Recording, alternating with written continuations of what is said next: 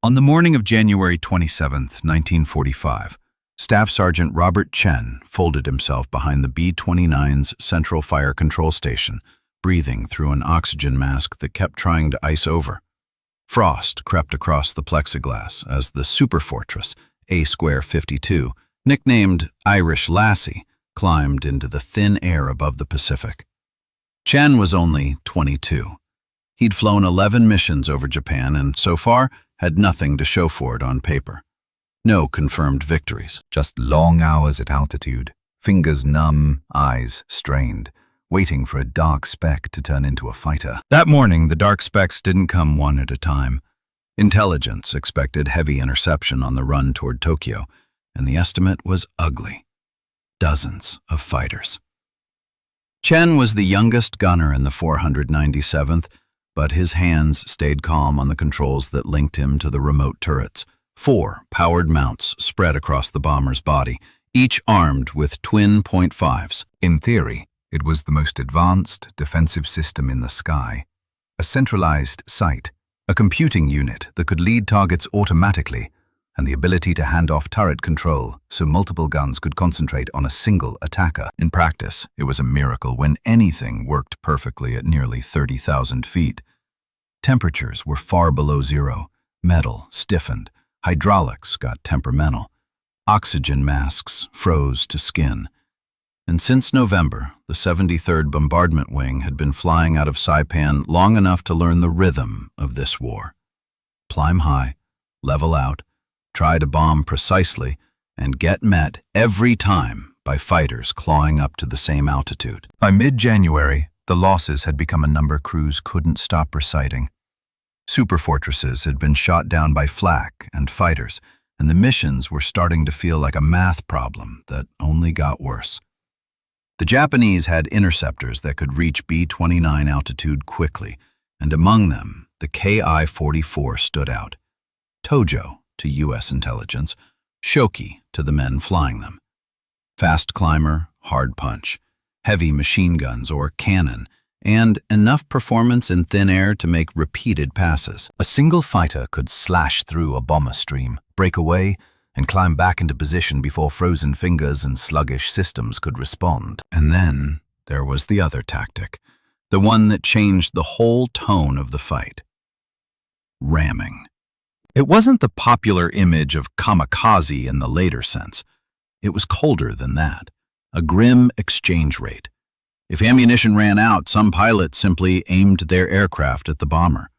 One fighter for one bomber could look acceptable when the bomber was expensive, rare, and carried a trained crew. Units around Tokyo were known to practice the method. Crews had seen the results. Superfortresses knocked out of the sky. Others damaged so badly they crashed on the way back, or were written off after emergency landings. A-52 carried tons of bombs in her belly and was headed toward the Tokyo area on a mission that called for a steady approach on the bomb run. That was the trade. Steady meant accurate bombing. Steady also meant predictable. And predictability was exactly what fighters needed to set up the cleanest angles. After briefing before dawn, the formation pushed in. When the bomber stream crossed the Japanese coast, radar and sirens did their job. Fighters launched and climbed to meet them. Soon, Chen saw the first attacker as a tiny mark against the sky, then wings, then the blunt radial cowling of a Ki-44. He swung his sight and began tracking. The remote turret he controlled wasn't physically in front of him. It sat yards away on the aircraft. Yet when he moved the controls, motors and hydraulics turned the guns. A computing unit adjusted for speed, altitude, and the bomber's own motion, if the system was willing to cooperate. The lead fighter rolled, dove, and opened fire. Tracers reached toward the formation. Chen pressed the trigger. The turret hammered, .50 caliber rounds streaming into the air. The Ki-44 snapped away and slipped under the bombers. Too quick. No visible hits. Then the whole sky turned into an engagement. Fighters came from multiple directions, working the familiar high-side slashing passes. Dive in, fire, break hard before concentrated defensive fire could chew them up. Most attackers didn't stay close. The ones who intended to ram did. A call came from the cockpit. fighter high off the right. Chen swung his upper turret and caught a Ki-44 setting up, nose steady, closing on a beam angle. He led the target and fired a controlled burst. This time the rounds walked into the fighter's path. The Ki-44's engine flared, black smoke boiling out of the cowling, and the aircraft rolled over and fell away trailing fire. Chen didn't shout. He didn't smile. 2 more fighters were already moving into position. What mattered now wasn't heroics. It was coordination. The B-29's central fire control system allowed turrets to be slaved to one sight picture, so Chen could momentarily take control of another turret to cover an angle, then hand it off to another gunner, or stack fire where the threat was greatest. He tracked another attacker, fired, missed. The tail gunner picked it up and stitched rounds across the Ki-44's wing. The fighter shuddered, skin tearing away, and it fell into a flat spin. Another credit to the crew. Then the formation reached the point crews dreaded, the bomb run. Bombers had to fly straight and level while bombardiers synchronized their sights. No weaving, no sudden changes. For minutes, they became the most predictable targets in the world, and the fighters knew it. A group of Ki-44s formed up above the bomber stream, orbiting as if measuring the distance. When they rolled in, they came in pairs from opposite sides to split defensive fire. Chen counted them through his sight, fighters diving simultaneously from high left and high right, textbook coordination. He engaged the lead aircraft, and his tracers merged with fire from nearby superfortresses. The Ki-44 flew straight into converging streams. Its canopy shattered. It snapped away and clipped another fighter in the chaos. The collision turned 2 attackers into tumbling debris, but the next pair didn't care about textbook. They used the confusion to close. 2 Ki-44s pushed inside 500 yards, cannons flashing. Chen swung hard, tracking the nearest one, and realized it wasn't breaking off. No jink, no evasive snap roll.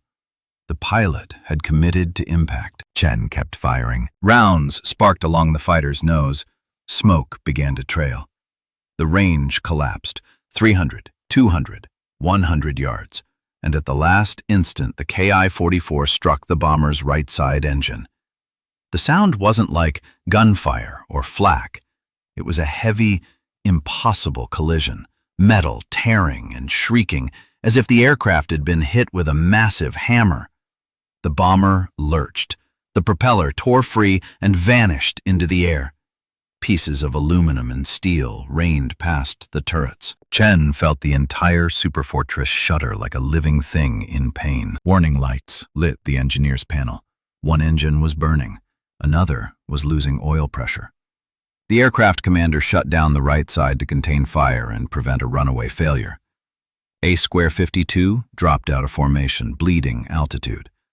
A bomber alone over Japan, damaged and descending, was exactly what fighters looked for. 3 Ki-44s broke away and dove toward the crippled superfortress with every advantage, altitude, speed, and the certainty that doctrine said a damaged bomber should be finished quickly. Chen rotated to meet the first attacker and forced himself to wait. The computing system needed a moment to solve the lead on a fast maneuvering target. Cannon rounds punched through the bomber, tearing open lines and spraying fluid. Chen held, then fired.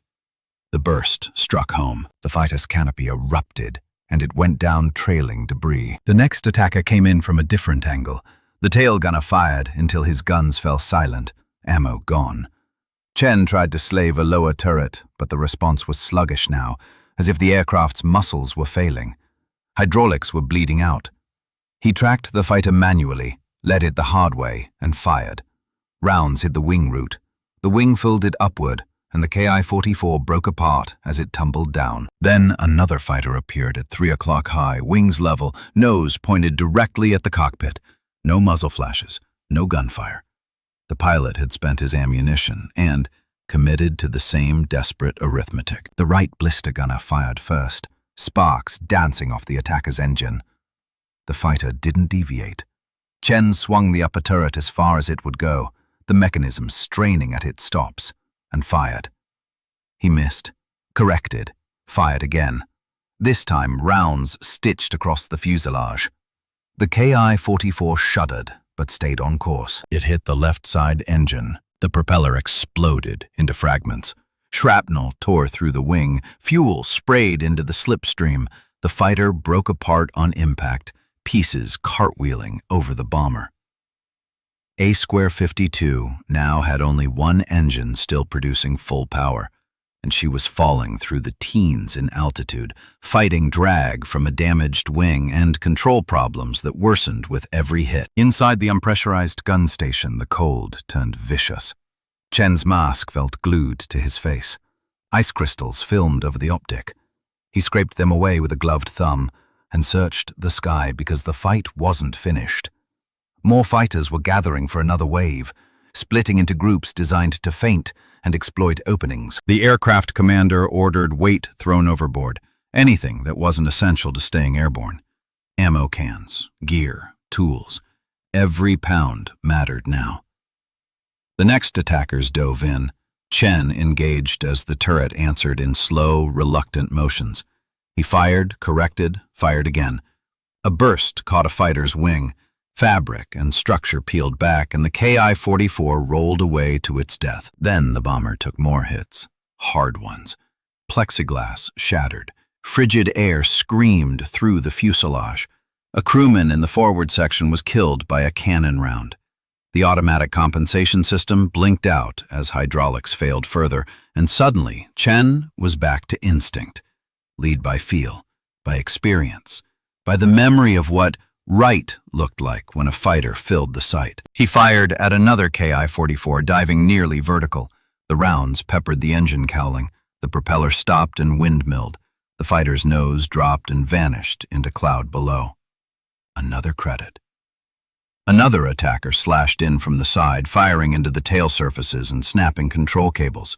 The bomber yawed violently, the rudder jamming, the pilot wrestling the controls while balancing the single remaining engine just to keep from stalling. Chen tried to bring a lower turret to bear, but it rotated a few degrees and died.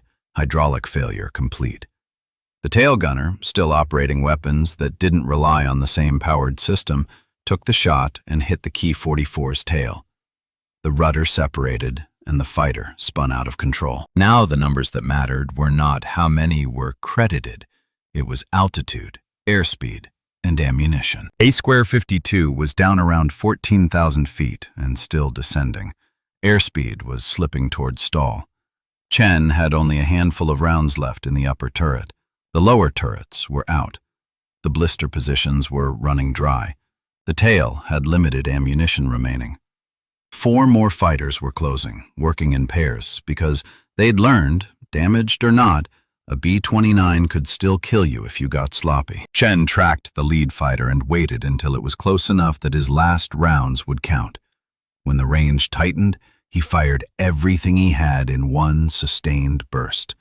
The tracers converged on the engine. Metal flashed. The propeller came apart. The fighter rolled over and fell away smoking. The guns in Chen's primary position clicked empty. His best weapon, the centralized system that had let him coordinate multiple turrets, was now dead weight. He unlatched, crawled through the connecting tunnel toward the rear, and reached the blister position just as another attacker began its dive. The right blister gunner was wounded and couldn't continue. Chen shoved into place, wrapped his hands around the manual controls for the twin 450s, and felt the brutal difference immediately. No computer lead, no powered assist, no hydraulics, just muscle, friction, and the need to keep the sights steady while the bomber limped through the sky on a single engine. Chen jammed himself into the right blister position and wrapped both hands around the manual grips for the twin .5s. There was no computing lead now, no powered assist, just muscle against frozen friction, trying to keep the sight steady while the bomber shuddered and sagged through thin air. The Ki-44 flashed into view at roughly 400 yards and opened up. Cannon rounds tore through the right wing, punching holes through skin and structure. Chen forced his aim ahead of the nose, squeezed the trigger, and the guns slammed back into his shoulders. Brass casings clattered into the catch bag as the burst stitched forward, then snapped into the cockpit. The fighter's canopy burst apart, It flipped hard left and fell away, tumbling end over end. In the crew's later tally, that was the 11th. There was no time to breathe. The next two attackers were already committed. They came in level from the right rear quarter, separated by a few hundred yards, firing as they closed, one trying to rake the flight deck, the other hunting the wing route where the fuel tanks lived.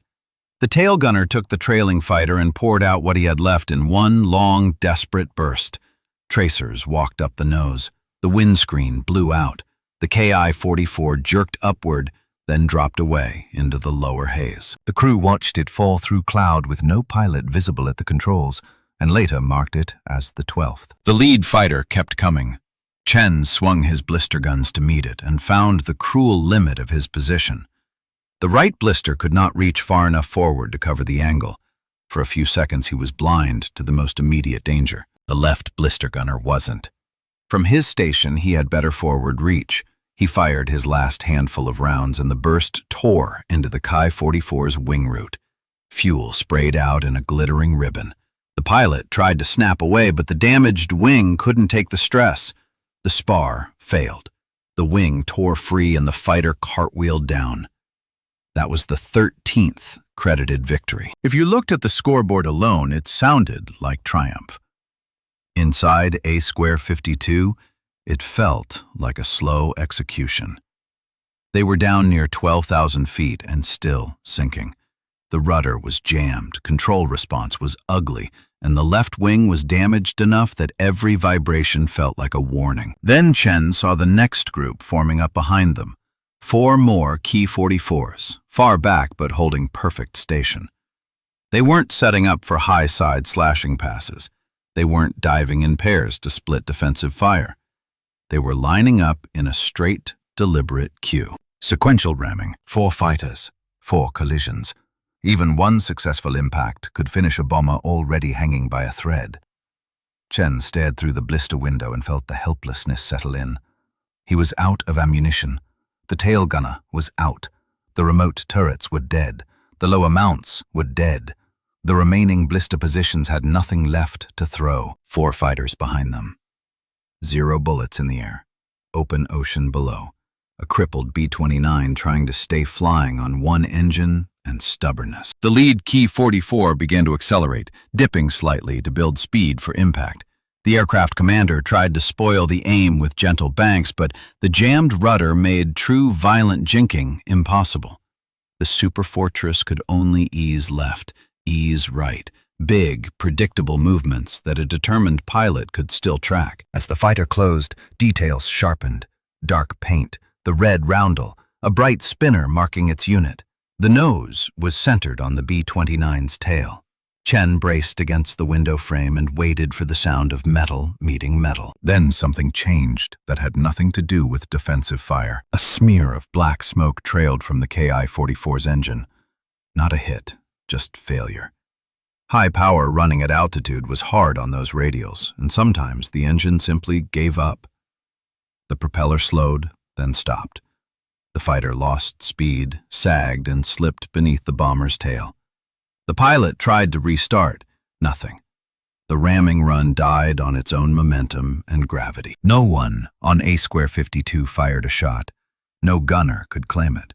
But in the crew's wartime credit, that mechanical failure became their 14th, an enemy aircraft lost during the engagement, even if the bomber's guns didn't finish the job. The remaining 3 fighters broke away. Their fuel state was critical and their window was closing. They turned for home and vanished into the distance, leaving the Superfortress alone with a different kind of fight. Not against interceptors, but against distance. Chen crawled forward through the tunnel to help the flight engineer assess the damage. The list was brutal. 1 engine destroyed, another destroyed. A third shut down earlier as a precaution and now questionable. Only 1 engine running reliably, yet even that one showed warning signs. The wings were torn and leaking fuel. Hydraulics were barely alive. The rudder was still jammed. The bombardier was dead. The right blister gunner was badly wounded. Navigation and radio gear were damaged. One of the life rafts had been shredded by cannon fire, And Saipan was still roughly 1,500 miles away. At the speed they could hold, it looked like an 11-hour flight. Their fuel math said they didn't have 11 hours. They had less. Maybe 9 at best, if the last engine stayed healthy. The numbers didn't agree with survival. The flight engineer offered a desperate compromise. Restart the engine they'd shut down earlier.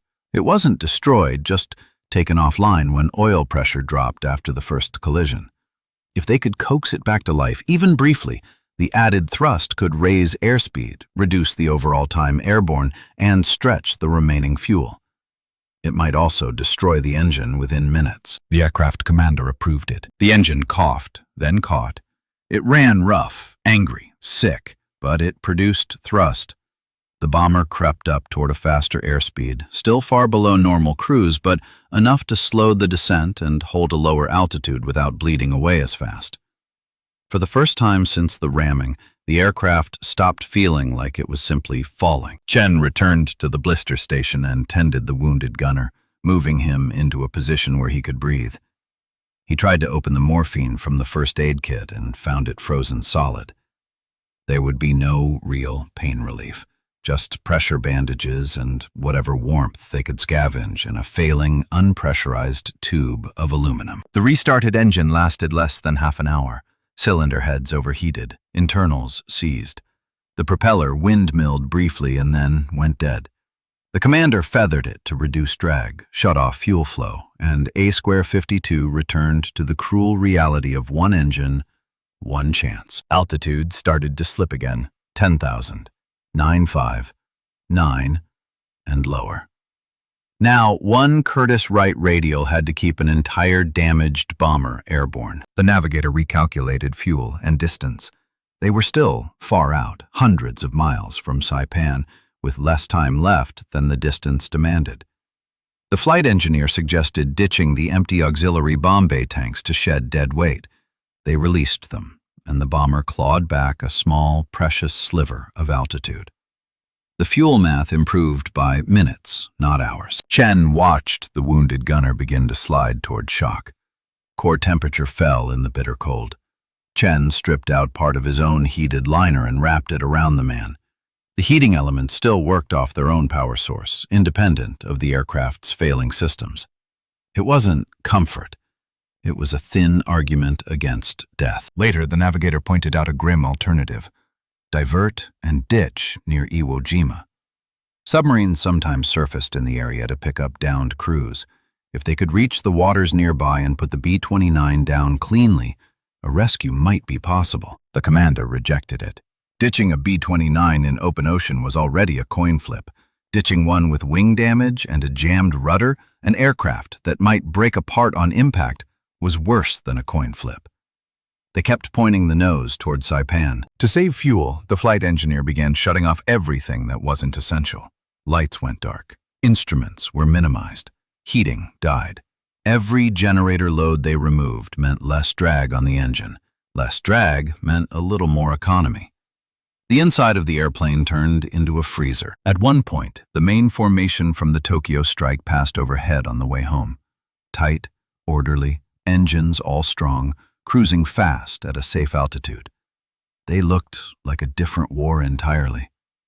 A-52 crawled beneath them, slow and wounded, the kind of aircraft the doctrine said shouldn't exist anymore. Hours dragged by. The wounded gunner faded in and out, then slipped unconscious. Chen stayed with him, listening to breathing that grew shallower and weaker. Later, the last engine began running rough. Temperatures climbed. Oil pressure wandered. It had been pushed at maximum continuous power far longer than it was meant to endure, in conditions that made normal limits feel like a joke. The flight engineer eased the throttle slightly to preserve it. Airspeed dropped. The fuel burn improved. Time to destination stretched. Every choice was a trade with no good side. Eventually, the wounded gunner stopped breathing. Chen tried to bring him back in the freezing air, fighting heavy clothing and stiffened hands. After minutes that felt like a lifetime, the engineer called it. The body was left where it lay, Moving it would only cost the living what strength they had left. Night deepened. The navigator spotted a Navy destroyer running a patrol pattern far off to the side. It couldn't refuel an airplane, couldn't tow them, couldn't save them, but its position proved they were where the navigator said they were. Saipan was still ahead. Fuel gauges fell into the last half hour, then the last 15 minutes. The crew rerouted every remaining drop to the one operating engine, crossfeed valves, emergency pumps, anything that might keep combustion alive a little longer. At last, lights appeared ahead, the glow of an airfield on Saipan, runway lamps like a promise from another world. The bomber was still high enough to reach it, if the engine didn't die first. It coughed, caught, ran smooth for seconds, coughed again. The propeller slowed, then surged as fuel sloshed into the lines. Power fluctuated wildly. The tower cleared them for an emergency landing. Crash crews lined up, ambulances waited. The landing gear wouldn't extend. Hydraulics were too far gone. The engineer cranked the manual system, sweating inside frozen gloves. The nose gear dropped. One main gear came down. The other stayed retracted, damaged, jammed, refusing to lock. A mile from the runway, the engine quit for good. Fuel exhaustion. Silence. A-52 became a glider. 30-plus tons of metal, asymmetric landing gear, wounded wings, and a pilot trying to hit a runway with no power and very little control. The commander aimed for the strip, fighting a steep descent. They crossed the threshold still too high, touched down hard and deep, and the landing immediately collapsed into violence. One gear failed. The bomber slewed. A wing struck the surface. Sparks sprayed. Metal screamed against the runway as the aircraft skidded into the dirt beside it and finally stopped. The survivors crawled out through the rear escape hatch. 10 men made it. 2 didn't. The bombardier earlier in the fight, and the wounded blister gunner during the long, cold return. The airplane was declared a total loss.